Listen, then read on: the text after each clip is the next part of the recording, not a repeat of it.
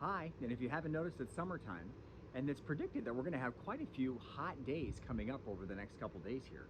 So I wanted to take this opportunity to remind you of a little summer heat safety tips with your kids. The first thing is that when it is going to be hot outside, there are times of the day that it is going to be more warm, and it's great if you could plan to be outside. In the times where it's not at the peak heat. Obviously that's in the morning and that's in the evening time. And then if you can, try and avoid the middle of the day and when it's really, really hot and the sun's just beating down overhead, because you're just more likely to get hot and more likely to get burned. So use that time to do inside activities. If you have older kids, if you have younger kids, hey, that's a great time for nap time anyway. So, try and take advantage of the cooler times of the day, the mornings and the evenings, and still get outside and burn off some energy and things like that. Also, remember, while you are outside, you want to make sure that you're wearing sun protective clothing, long sleeves, the breathable stuff.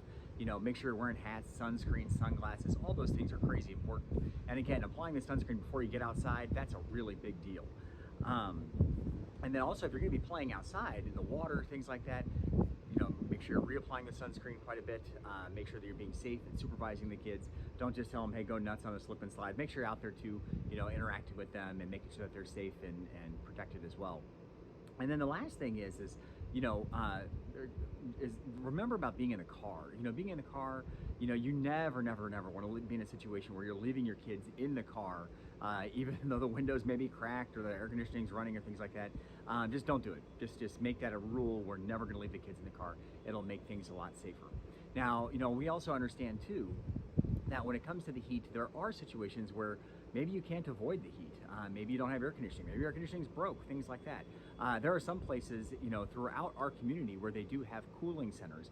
And in the past, those have been places like Meyer and the normal public library and stuff like that.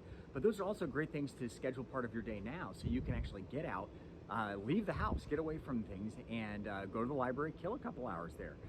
Go to Meyer and say, hey, what we're going to do is, hey, kids, I'm going to give you each $2, and we have to explore as a family and see who can find the coolest thing for less than $2, and that'll kill a couple hours time for you too.